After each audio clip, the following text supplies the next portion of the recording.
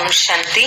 ತಾರೀಕು 1/2/2026 ಅವ್ಯಕ್ತ ಬಾಬ್ದಾದ.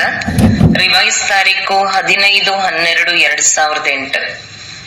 ಒಂದು ರಾಜ್ಯ ಒಂದು ಧರ್ಮ ಲಾ ಮತ್ತು ಆರ್ಡರ್ನ ಸ್ಥಾಪನೆಯ ಸಮಯದಲ್ಲಿ ಸ್ವಯಂವನ್ನು ಪರಿವರ್ತನೆ ಮಾಡಿಕೊಂಡು ವಿಶ್ವ ಪರಿವರ್ತಕರಾಗಿ. ಇಂದು ಬಾಬ್ದಾದ ತನ್ನ 4 ಕಡೆಯ ರಾಜ ಮಕ್ಕಳನ್ನು ನೋಡುತ್ತಿದ್ದಾರೆ. ಈ ಪರಮಾತ್ಮನ ಪ್ರೀತಿಯು ಕೋಟಿಯಲ್ಲಿ ಕೆಲವರಿಗೆ ಪ್ರಾಪ್ತಿಯಾಗುತ್ತದೆ. ಪರಮಾತ್ಮ ಬಾಬ್ದಾದ ಪ್ರತಿಯೊಬ್ಬ ಮಗುವನ್ನು 3 ಸಿಂಹಾಸನಗಳಿಗೆ ಮಾಲೀಕರನ್ನಾಗಿ ಮಾಡಿದ್ದಾರೆ. ಮೊದಲನೆಯದು ಸ್ವರಾಜ್ಯ ಅಧಿಕಾರದ ಭೃಕುಟಿ ಸಿಂಹಾಸನ, ಎರಡನೆಯದು ಬಾಬ್ದಾದರವರ ಹೃದಯ ಸಿಂಹಾಸನ ಮತ್ತು ಮೂರನೆಯದು ವಿಶ್ವ ರಾಜ್ಯಾಧಿಕಾರದ ಸಿಂಹಾಸನ. ಈ 3 ಸಿಂಹಾಸನಗಳನ್ನು ತಂದೆಯು ತನ್ನ ಸ್ನೇಹಿ ಮುದ್ದಾದ ಮಕ್ಕಳಿಗೆ ಕೊಟ್ಟಿದ್ದೇವೆ. ಈ 3 ಸಿಂಹಾಸನಗಳು ಸದಾ ಸ್ಮೃತಿಯಲ್ಲಿದ್ದಾಗ ಪ್ರತಿಯೊಬ್ಬ ಮಗುವಿಗೆ ಆತ್ಮಿಕ ನಶೆ ಇರುತ್ತದೆ. ಅಂದಾಗ ಎಲ್ಲಾ ಮಕ್ಕಳು ತಂದೆಯ ಮೂಲಕ ಪ್ರಾಪ್ತಿಯಾಗಿರುವ ಆಸ್ತಿಯನ್ನು ನೋಡಿ ಖುಷಿಯಲ್ಲಿರುತ್ತೀರಲ್ಲವೇ? ಈ ಗೀತೆಯು ಹೃದಯದಲ್ಲಿ ಸ್ವತಃ ಮೊಳಗುತ್ತಿರುತ್ತದೆಯೇ? ವಾಹ ಬಾಬಾ ವಾಹ್ ಮತ್ತು ವಾಹ್ ನನ್ನ ಭಾಗ್ಯವೇ ವಾಹ್. ಯಾವುದು ಸ್ವಪ್ನದಲ್ಲಿಯೂ ಇರಲಿಲ್ಲವೋ ಅದು ಪ್ರತ್ಯಕ್ಷ ಜೀವನದಲ್ಲಿ ಸಿಕ್ಕಿಬಿಟ್ಟಿತು. ಸಿಂಹಾಸನದ ಜೊತೆಗೆ ಬಾಬ್ದಾದರವರು ಈ ಸಂಗಮದಲ್ಲಿ ಡಬಲ್ ಕಿರೀಟದ ಮೂಲಕ ಹಾರುವ ಕಲೆಯ ಅನುಭವಿಗಳನ್ನಾಗಿ ಮಾಡಿದ್ದೇವೆ. ಬಾಬ್ದಾದರವರು 4 ಕಡೆಯ ಮಕ್ಕಳ ಈ ಡಬಲ್ ಕಿರೀಟಧಾರಿ ಪವಿತ್ರತೆಯ ರಾಯಲ್ಟಿ ಡಬಲ್ ಕಿರೀಟಧಾರಿಗಳನ್ನು ನೋಡುತ್ತಿದ್ದೇವೆ. ಬಾಬ್ದಾದರವರು ಇಂದು ಎಲ್ಲಾ ಕಡೆಯ ಮಕ್ಕಳ ಪುರುಷಾರ್ಥದ ಗತಿಯನ್ನು ಪರಿಶೀಲಿಸಿದೆವು. ಏಕೆಂದರೆ ಸಮಯದ ತೀವ್ರತೆಯನ್ನಂತೂ ತಾವೆಲ್ಲರೂ ತಿಳಿದುಕೊಂಡಿದ್ದೀರಿ ಹಾಗೂ ನೋಡುತ್ತಲೂ ಇದ್ದೀರಿ. ಅಂದಾಗ ಬಾಬ್ದಾದ ಏನನ್ನು ನೋಡುತ್ತಿದ್ದೆವು ಎಂದರೆ ಪ್ರತಿಯೊಬ್ಬರಿಗೆ ತಂದೆಯ ಮುಖಾಂತರ ಯಾವ ತನ್ನ ರಾಜ್ಯದ ಹಾಗೂ ಭವಿಷ್ಯ ಪ್ರಾಪ್ತಿಯ ರಾಜ್ಯಭಾಗ್ಯದ ಆಸ್ತಿಯು ಸಿಕ್ಕಿದೆ, ಭವಿಷ್ಯದಲ್ಲಿ ತಮ್ಮೆಲ್ಲರ ಸಂಸ್ಕಾರವು ನ್ಯಾಚುರಲ್ ಮತ್ತು ನೇಚರ್ ಆಗಿರುವುದು ಅಂದ ಮೇಲೆ ಅದು ಈಗಿನಿಂದಲೇ ಬಹಳ ಕಾಲದ ಸಂಸ್ಕಾರವಾಗಿ ಅನುಭವವಾಗಬೇಕು. ಏಕೆಂದರೆ ಈ ಹೊಸ ಸಂಸಾರವು ವಿಶ್ವವು ತಮ್ಮೆಲ್ಲರ ಹೊಸ ಸಂಸ್ಕಾರದ ಮುಖಾಂತರವೇ ಹೊಸ ಪ್ರಪಂಚವಾಗುತ್ತದೆ. ಆದ್ದರಿಂದ ಹೊಸ ಪ್ರಪಂಚದ ಹೊಸ ವಿಶೇಷತೆಗಳಿದೆಯೋ ಅದನ್ನೂ ಸಹ ಅನುಭವ ಮಾಡುತ್ತೀರಲ್ಲವೇ? ನಮ್ಮ ರಾಜ್ಯದಲ್ಲಿ ಏನಿರುತ್ತದೆ ಎಂಬುದು ನಶೆ ಇದೆ ಅಲ್ಲವೇ? ನಮ್ಮ ರಾಜ್ಯ, ನಮ್ಮ ಹೊಸ ಜಗತ್ತು ಬಂದಿತೆಂದರೆ ಬಂದಿತು ಎಂದು ಹೃದಯವು ಹೇಳುತ್ತಿದೆಯಲ್ಲವೇ? ಅಂದಾಗ ಹೊಸ ಪ್ರಪಂಚದ ವಿಶೇಷತೆಗಳು ಮಕ್ಕಳ ಪುರುಷಾರ್ಥಿ ಜೀವನದಲ್ಲಿ ಎಲ್ಲಿಯವರೆಗೂ ಬಂದಿದೆ ಎಂಬುದನ್ನು ಬಾಬ್ದಾದ ನೋಡುತ್ತಿದ್ದೆವು. ಹೊಸ ಸಂಸ್ಕಾರ ಹಾಗೂ ಹೊಸ ಪ್ರಪಂಚದ ವಿಶೇಷತೆಗಳು ಏನಿರುತ್ತದೆ ಎಂಬುದನ್ನು ನೀವು ತಿಳಿದುಕೊಂಡಿದ್ದೀರಿ. ಎಲ್ಲರ ಬುದ್ಧಿಯಲ್ಲಿ ಹೊಸ ಜಗತ್ತಿನ ವಿಶೇಷತೆಗಳು ಇಮರ್ಜ್ ಆಗಿದೆ ಅಲ್ಲವೇ? ತಿಳಿದುಕೊಂಡಿದ್ದೀರಲ್ಲವೇ? ಗಾಯನವೂ ಮಾಡುತ್ತೀರಿ, ತಿಳಿದುಕೊಂಡಿದ್ದೀರಿ. ಅಂದ ಮೇಲೆ ಮೊದಲ ವಿಶೇಷತೆ ಪರಿಶೀಲನೆ ಮಾಡಿಕೊಳ್ಳಿರಿ.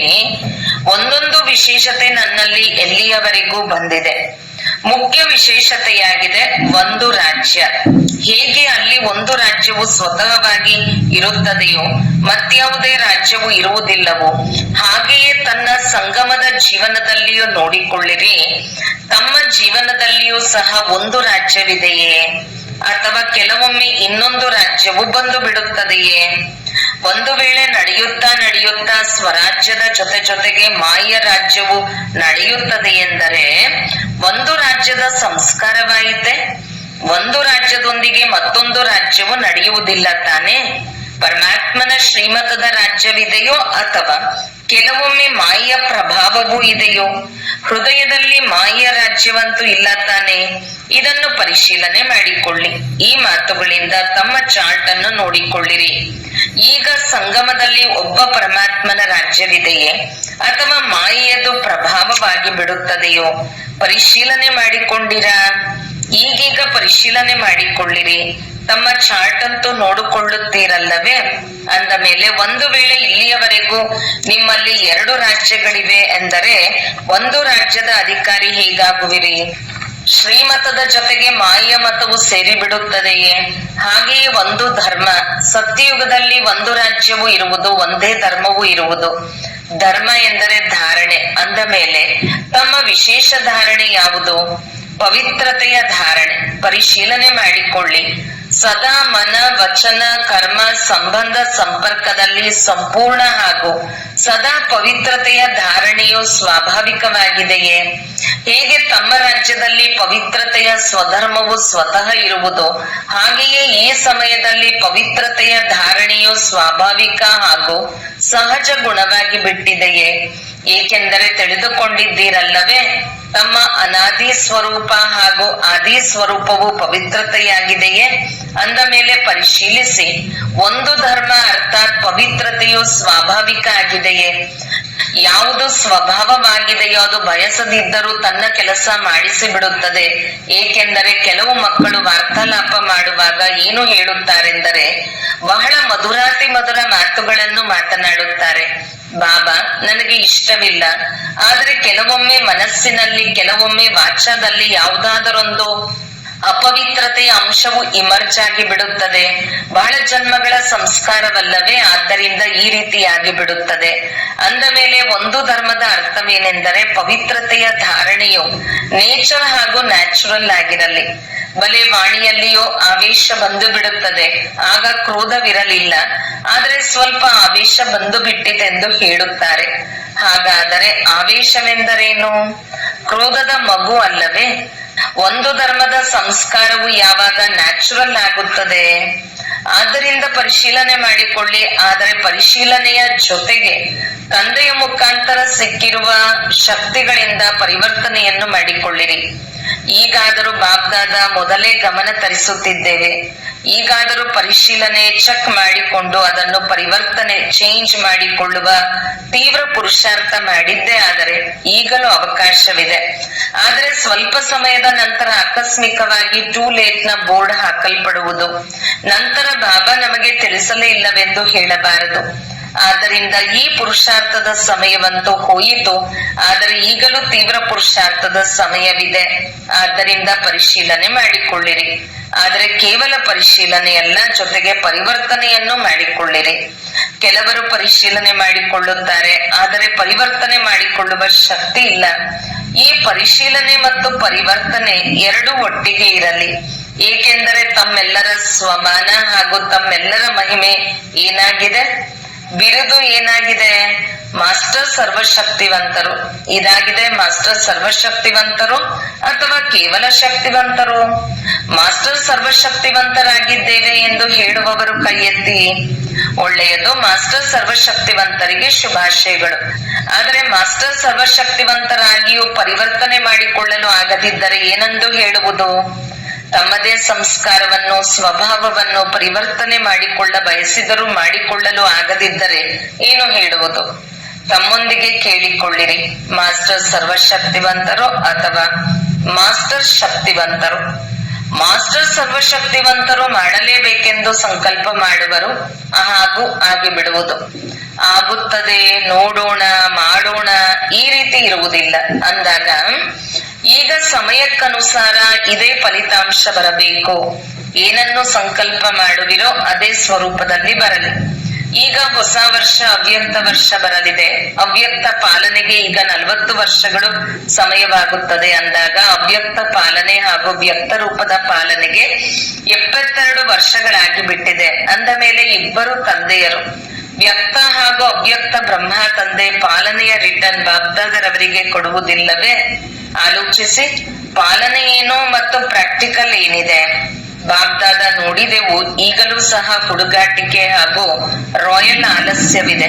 ಆಗಿಬಿಡುವುದು, ಆಗಿಬಿಡುತ್ತದೆ, ತಲುಪಿ ಬಿಡುತ್ತೇವೆ. ಇದು ರಾಯಲ್ ಆಲಸ್ಯವಾಗಿದೆ. ಮತ್ತು ಮಾಡುವುದಂತೂ ಮಾಡುತ್ತಿದ್ದೇವೆ. ಇದಂತೂ ಆಗಲೇಬೇಕು, ಇದಂತೂ ಮಾಡಲೇಬೇಕು. ಇದು ಹುಡುಗಾಟಿಕೆಯಾಗಿದೆ. ಹೇಳುವುದು ಮತ್ತು ಮಾಡುವುದರಲ್ಲಿ ಅಂತರವಾಗಿ ಬಿಡುತ್ತದೆ. ಬಾಬ್ದಾದರವರು ಒಂದು ದೃಶ್ಯವನ್ನು ನೋಡಿ ಮುಗುಳ್ನಗುತ್ತಾ ಇರುತ್ತೇವೆ. ಏನು ಹೇಳುತ್ತಾರೆಂದರೆ, ಬಾಬಾ ಇದಾಗಿ ಬಿಟ್ಟರೆ ಅಥವಾ ಈ ಕೆಲಸ ಮಾಡಿಬಿಡಿ, ಆಗ ನಾನು ಬಹಳ ಚೆನ್ನಾಗಿ ಮುಂದುವರಿಯುತ್ತೇನೆ.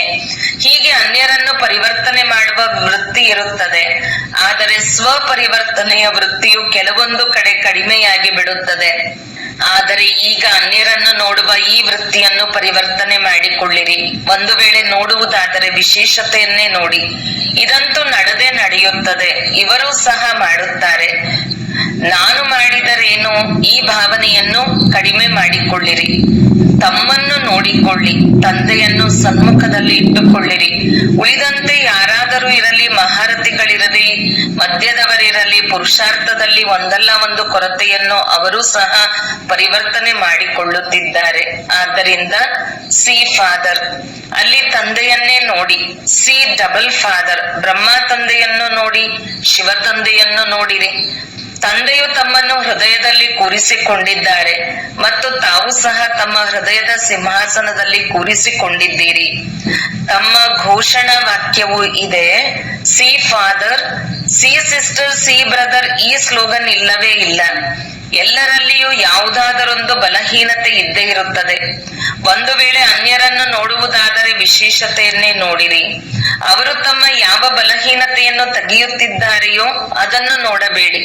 ಎರಡನೇ ಮಾತೆಂದರೆ ತಮ್ಮ ರಾಜ್ಯದಲ್ಲಿ, ಅಂದರೆ ತಮ್ಮ ರಾಜ್ಯವು ನೆನಪಿದೆ ಅಲ್ಲವೇ? ನಿನ್ನೆ ತಾನೇ ಇತ್ತು ಮತ್ತು ನಾಳೆ ಬರಲಿದೆ. ತಮ್ಮ ಬುದ್ಧಿಯಲ್ಲಿ, ನಯನಗಳಲ್ಲಿ ತಮ್ಮ ರಾಜ್ಯವು ಸ್ಪಷ್ಟವಾಗಿ ಬಂದು ಬಿಟ್ಟಿತಲ್ಲವೇ? ಎಷ್ಟು ಬಾರಿ ರಾಜ್ಯ ಮಾಡಿದ್ದೀರಿ? ಎಣಿಕೆ ಮಾಡಿದ್ದೀರಾ? ಅನೇಕ ಬಾರಿ ರಾಜ್ಯ ಮಾಡಿದ್ದೀರಿ. ಹೇಳುತ್ತಿದ್ದಂತೆಯೇ ಮುಂದೆ ಬಂದು ಬಿಡುತ್ತದೆ ತಮ್ಮ ರಾಜ್ಯಾಧಿಕಾರಿ ರೂಪ ಮತ್ತು ಶ್ರೇಷ್ಠ ರಾಜ್ಯ. ಹೇಗೆ ತಮ್ಮ ರಾಜ್ಯದಲ್ಲಿ ಲಾ ಮತ್ತು ಆರ್ಡರ್ ಸ್ವತಃ ನಡೆಯುತ್ತದೆ. ಎಲ್ಲರೂ ಜ್ಞಾನಪೂರ್ಣ ಸಂಸ್ಕಾರದವರಾಗಿದ್ದೀರಿ. ಲಾ ಎಂದರೇನು, ಆರ್ಡರ್ ಎಂದರೇನು ಎಂಬುದನ್ನು ತಿಳಿದುಕೊಂಡಿದ್ದೀರಿ. ಅಂದ ಮೇಲೆ ಹಾಗೆಯೇ ಈಗ ತಮ್ಮ ಜೀವನದಲ್ಲಿಯೂ ನೋಡಿಕೊಳ್ಳಿ. ತಂದೆಯ ಆರ್ಡರ್ನಂತೆ ನಡೆಯುತ್ತೀರೋ ಅಥವಾ ಕೆಲವೊಮ್ಮೆ ಮಾಯೆಯದು ಸಹ ಆರ್ಡರ್ ನಡೆಯುತ್ತದೆಯೋ? ಕೆಲವೊಮ್ಮೆ ಪರಮತ, ಮನಮತ, ಶ್ರೀಮತವನ್ನು ಬಿಟ್ಟು ನಡೆಯುವುದಿಲ್ಲ ತಾನೆ? ಮತ್ತು ಲಾ ಎಂದರೇನು? ಲಾ ಆಗಿದೆ ನಿಶ್ಚಿಂತ ಚಕ್ರವರ್ತಿಗಳು. ಯಾವುದೇ ಚಿಂತೆ ಇಲ್ಲ, ಏಕೆಂದರೆ ಸರ್ವ ಪ್ರಾಪ್ತಿಗಳಿರುತ್ತದೆ. ಹಾಗೆಯೇ ಪರಿಶೀಲನೆ ಮಾಡಿಕೊಳ್ಳಿ. ಈಗ ಸಂಗಮದ ಶ್ರೇಷ್ಠ ಜನ್ಮದಲ್ಲಿಯೂ ಸರ್ವ ಪ್ರಾಪ್ತಿಗಳನ್ನು ತಂದೆಯು ಕೊಟ್ಟಿದ್ದಾರೆ. ಹೇಗೆ ಇದು ಭಗವಂತನ ಪ್ರಸಾದ ಆಯಿತಲ್ಲವೇ? ಪ್ರಸಾದಕ್ಕೆ ಎಷ್ಟು ಮಹತ್ವ ಕೊಡುತ್ತಾರೆ. ಅಂದ ಮೇಲೆ ತಂದೆಯ ಯಾವುದೆಲ್ಲ ಪ್ರಾಪ್ತಿಗಳಾಗಿದೆಯೋ ಅದು ಪ್ರಭು ಪ್ರಸಾದ ಪ್ರಾಪ್ತಿಯಾಗಿದೆ. ಪ್ರಭು ಪ್ರಸಾದಕ್ಕೆ ಮಹತ್ವಿಕೆ ಇದೆ, ಆಸ್ತಿಯೂ ಆಗಿದೆ, ಅಧಿಕಾರವೂ ಆಗಿದೆ ಮತ್ತು ಪ್ರಸಾದವೂ ಆಗಿದೆ. ಅಂದ ಮೇಲೆ ಪರಿಶೀಲನೆ ಮಾಡಿಕೊಳ್ಳಿ. ಲಾ ಮತ್ತು ಆರ್ಡರ್ ಎರಡರಲ್ಲಿಯೂ ಸಂಪನ್ನರಾಗಿದ್ದೀರಾ? ಬಾಗ್ದಾದ ಒಂದು ಮಾತನ್ನು ನೋಡುತ್ತಿದ್ದೆವು. ಮೆಜಾರಿಟಿ ಮಕ್ಕಳಿಗೆ ಸಮಯದಲ್ಲಿ ಪರಿವರ್ತನೆ ಮಾಡಿಕೊಳ್ಳುವ ಯಾವ ಶಕ್ತಿ ಸಿಕ್ಕಿದೆಯೋ ಆ ಪರಿವರ್ತನಾ ಶಕ್ತಿಯನ್ನು ಸಮಯದಲ್ಲಿ ಕಾರ್ಯದಲ್ಲಿ ತೊಡಗಿಸಿದ್ದೇ ಆದರೆ ಯಾವುದೇ ಪರಿಶ್ರಮವಿಲ್ಲ. ನೋಡಿರಿ, ಎಲ್ಲರಿಗೂ ಅನುಭವವಿದೆ. ಒಂದು ವೇಳೆ ಯಾವಾಗ ಯಾವುದೇ ಪ್ರಕಾರದ ಮಾಯೆಯಿಂದ ಸೋಲುಂಟಾಗುತ್ತದೆ ಎಂದರೆ ಎಲ್ಲರೂ ಭಾಷಣದಲ್ಲಿ ಹೇಳುತ್ತೀರಿ, ತರಗತಿಯಲ್ಲೂ ಹೇಳುತ್ತೀರಿ. ಎರಡು ಶಬ್ದಗಳು ಬೀಳಿಸುವಂತದ್ದು ಆಗಿದೆ, ಮೇಲೇರಿಸುವಂತದ್ದು ಆಗಿದೆ.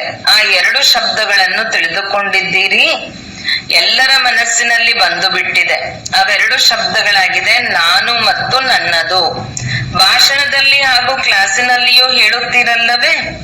ಬಾಗ್ದಾದ ಏನು ಹೇಳುತ್ತೀರೆಂದು ಕ್ಲಾಸ್ ಅನ್ನು ಕೇಳಿಸಿಕೊಳ್ಳುತ್ತೇವೆ. ಈಗ ಇವೆರಡೂ ಶಬ್ದಗಳು ಪರಿವರ್ತನಾ ಶಕ್ತಿಯ ಮೂಲಕ ನಾನು ಎಂಬ ಶಬ್ದವನ್ನು ಹೇಳಿದಾಗಲೆಲ್ಲ ನಾನು ಇಂತಹವನು ಅಥವಾ ನಾನು ಬ್ರಾಹ್ಮಣನಾಗಿದ್ದೇನೆ ಎಂದು ಹೇಳುತ್ತೀರಿ. ಆದರೆ ನಾನು ಯಾರು? ಬಾಗ್ದಾದ ಯಾವ ಸ್ವಮಾನವನ್ನು ಕೊಟ್ಟಿದ್ದೇವೆಯೋ ಆ ಸ್ವಮಾನದ ಜೊತೆಯಲ್ಲಿ ನಾನು ಎಂಬ ಶಬ್ದವನ್ನು ಹೇಳಿರಿ. ಅಂದರೆ ಬುದ್ಧಿಯಲ್ಲಿ ತಂದುಕೊಳ್ಳಿರಿ. ನಾನು ಎಂಬ ಶಬ್ದ ಹೇಳುತ್ತಿದ್ದಂತೆಯೇ ಸ್ವಮಾನವು ನೆನಪಿಗೆ ಬಂದು ಬಿಡಲಿ. ನನ್ನದು ಎಂಬ ಶಬ್ದ ಹೇಳುವಾಗ ಬಾಬಾ ಎಂಬ ಶಬ್ದವು ನೆನಪಿಗೆ ಬರಲಿ. ಇದು ಸ್ವಾಭಾವಿಕ ಸ್ಮೃತಿಯಾಗಿ ಬಿಡಲಿ. ಇದನ್ನು ಪರಿವರ್ತನೆ ಮಾಡಿಕೊಳ್ಳಿರಿ, ಸಾಕು. ಮತ್ತು ಎರಡನೆಯ ಮಾತೇನೆಂದರೆ ಬಹುತೇಕವಾಗಿ ಸಂಬಂಧ ಸಂಪರ್ಕದಲ್ಲಿ ಬಂದಾಗ ಎರಡು ಶಬ್ದಗಳ ಮೂಲಕ ಮಾಯೆಯು ಬರುತ್ತದೆ. ಒಂದು ಭಾವ, ಇನ್ನೊಂದು ಭಾವನೆ.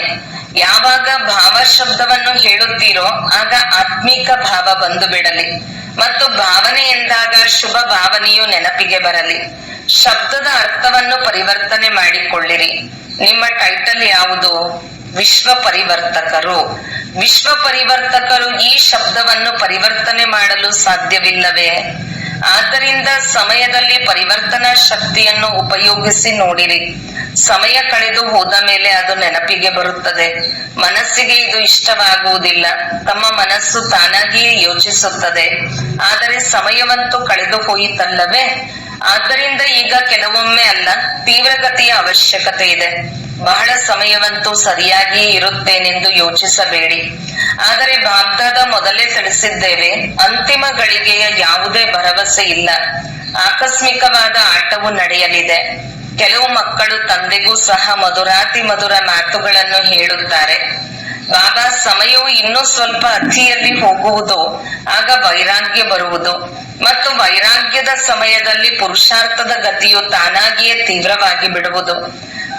ಆದರೆ ಬಾಗ್ದಾದ ಈ ಮಾತನ್ನು ತಿಳಿಸಿಬಿಟ್ಟಿದ್ದೆವು, ಬಹುಕಾಲದ ಪುರುಷಾರ್ಥ ಬೇಕಾಗಿದೆ.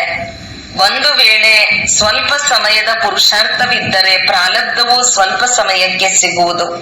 ಪೂರ್ಣ 21 ಜನ್ಮಗಳ ಪೂರ್ಣ ಪ್ರಾರಬ್ಧ ಸಿಗುವುದಿಲ್ಲ. ಆದ್ದರಿಂದ ಬಾಬ್ದಾದರವರ 3 ಶಬ್ದಗಳನ್ನು ಸದಾ ನೆನಪಿಟ್ಟುಕೊಳ್ಳಿರಿ. ಒಂದು ಅಚಾನಕ್, ಎರಡನೆಯದು ಎವರಿಡಿ ಮತ್ತು ಮೂರನೆಯದು ಬಹಳ ಕಾಲ.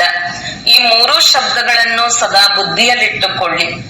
ಎಲ್ಲಿ ಯಾವಾಗ ಬೇಕಾದರೂ ಯಾರದೇ ಅಂತಿಮ ಕಾಲವಾಗಬಹುದು.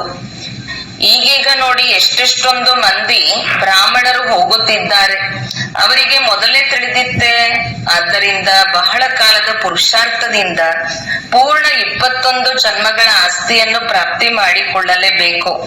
ಈ ತೀವ್ರ ಪುರುಷಾರ್ಥವನ್ನು ಸ್ಮೃತಿಯಲ್ಲಿಟ್ಟುಕೊಳ್ಳಿರಿ. ತಮ್ಮ ರಾಜ್ಯದಲ್ಲಿ ಫಸ್ಟ್ ಜನ್ಮದಲ್ಲಿ ಬನ್ನಿರಿ. ಏನನ್ನು ಯೋಚಿಸಿದ್ದೀರಿ? ಫಸ್ಟ್ ಜನ್ಮದಲ್ಲಿ ಬರಬೇಕಲ್ಲವೇ? ಯಾವುದರಲ್ಲಿ ಮಜಾ ಇರುವುದು? ಮೊದಲ ಜನ್ಮದಲ್ಲಿಯೋ ಅಥವಾ ಮತ್ಯಾವುದರಲ್ಲಿ? ನಮ್ಮ ರಾಜ್ಯದ ಮೊದಲನೇ ಜನ್ಮದಲ್ಲಿ ಶ್ರೀಕೃಷ್ಣನ ಜೊತೆಗೆ ನಮ್ಮ ಪಾತ್ರವಿರುವುದು ಎಂದು ತಿಳಿದುಕೊಳ್ಳುವವರು ಕೈ ಎತ್ತಿರಿ. ಮೊದಲ ಜನ್ಮದಲ್ಲಿ ಪಾತ್ರವಿರುವುದೇ? ಕೈಗಳನ್ನು ನೋಡಿ ಖುಷಿಯಾಗಿ ಬಿಟ್ಟಿರಿ, ಚಪ್ಪಾಳೆ ತಟ್ಟಿರಿ. ಆದರೆ ಮೊದಲ ಜನ್ಮದಲ್ಲಿ ಬರುವುದಕ್ಕಾಗಿ ಶುಭಾಶಯಗಳು. ಆದರೆ ಹೇಳುವುದೇ? ಏನೆಂದು ಹೇಳುವುದೇ? ಬರುವುದೇ ಮೊದಲ ಜನ್ಮದಲ್ಲಿ ಅಂದಾಗ ಹೇಳುವುದೇನು? ಒಳ್ಳೆಯದು. ಯಾರೆಲ್ಲರೂ ಬಂದಿದ್ದೀರೋ ಮೊದಲ ಜನ್ಮದಲ್ಲಿ ಬರಲೇಬೇಕಾಗಿದೆ. ಚಪ್ಪಾಳೆಯನ್ನಂತೂ ತಟ್ಟಿದಿರಿ. ಮೊದಲ ಜನ್ಮ ಹಾಗೂ ಮೊದಲ ಸ್ಥಿತಿ ಅಂದ ಮೇಲೆ ಈಗ ಮೊದಲ ಸ್ಥಿತಿಯನ್ನು ಮಾಡಿಕೊಳ್ಳಬೇಕು. ಯಾರಿಗೆ ಈ ದೃಢ ಸಂಕಲ್ಪವಿದೆ, ತೀವ್ರವಾಗಿ ಹೋಗಲೇಬೇಕಾಗಿದೆ. ಬಲೆ ಯಾವುದೇ ವಿಘ್ನಗಳು ಬರಲಿ, ಆದರೆ ವಿಘ್ನವು ವಿಘ್ನವಾಗದಿರಲಿ. ವಿಘ್ನ ವಿನಾಶಕರ ಮುಂದೆ ವಿಘ್ನವು ವಿಜಯದ ರೂಪ ತಾಳಲಿ. ಏಕೆಂದರೆ ತಾವೆಲ್ಲರೂ ವಿಘ್ನ ವಿನಾಶಕರಾಗಿದ್ದೀರಿ. ನಿಮ್ಮ ಟೈಟಲ್ ಏನು? ವಿಘ್ನ ವಿನಾಶಕರು. ಒಂದು ವೇಳೆ ಬಂದರೂ ಸಹ ಆಟವಾಡಲು ಬರುವುದು. ಆದರೆ ತಾವು ದೂರದಿಂದಲೇ ಗುರುತಿಸಿರಿ. ರಾಯಲ್ ರೂಪದಲ್ಲಿ ಬರುವುದು, ಆದರೆ ತಾವು ವಿಘ್ನ ವಿನಾಶಕರು. ಇದು ಯಾವ ಆಟವು ನಡೆಯುತ್ತಿದೆ ಎಂದು ದೂರದಿಂದಲೇ ಗುರುತಿಸಿ ಬಿಡುವಿರಿ. ಆದ್ದರಿಂದ ಬಾಗ್ದಾದ ಇದನ್ನೇ ಬಯಸುತ್ತೇವೆ. ಎಲ್ಲಾ ಮಕ್ಕಳು ಒಟ್ಟಿಗೆ ನಡೆಯಬೇಕು, ಹಿಂದೆ ಅಲ್ಲ. ಮಕ್ಕಳ ವಿನಃ ಬಾಗ್ದಾದರವರಿಗೂ ಮಜಾ ಬರುವುದಿಲ್ಲ. ಆದ್ದರಿಂದ ದೃಢತೆಯನ್ನೆಂದು ಬಲಹೀನ ಮಾಡಿಕೊಳ್ಳಬೇಡಿ. ಮಾಡಲೇಬೇಕು. ಮಾಡೋಣ, ನೋಡೋಣ, ನೋಡಿರಿ, ಆಗಿಬಿಡುತ್ತದೆ, ಈ ನಾಣ ಎಂದು ಹೇಳಬೇಡಿ. ದೃಢತೆಯು ಸಫಲತೆಯ ಕೀಲಿ ಕೈಯಾಗಿದೆ. ಈ ಬೀಗದ ಕೈಯನ್ನು ಎಂದೂ ಕಳೆದುಕೊಳ್ಳಬೇಡಿ. ಮಾಯೆಯು ಚತುರ ಅಲ್ಲವೇ? ಅದು ಬೀಗದ ಕೈಯನ್ನೇ ಹುಡುಕುತ್ತದೆ. ಆದ್ದರಿಂದ ಈ ಬೀಗದ ಕೈಯನ್ನು ಜೋಪಾನವಾಗಿ ಇಟ್ಟುಕೊಳ್ಳಿರಿ. 4 ಕಡೆಯ ಪ್ರಿಯ ಮತ್ತು ಅದೃಷ್ಟವಂತ ದೃಢ ಸಂಕಲ್ಪ ಹೊಂದಿರುವ ಮಕ್ಕಳಿಗೆ ಆಲೋಚಿಸಿದೆವು ಮತ್ತು ಮಾಡಿದೆವು. ಮಾಡೋಣ, ನೋಡೋಣ ಅಲ್ಲ, ಯೋಚಿಸಿದ ಕೂಡಲೇ ಮಾಡುವವರು.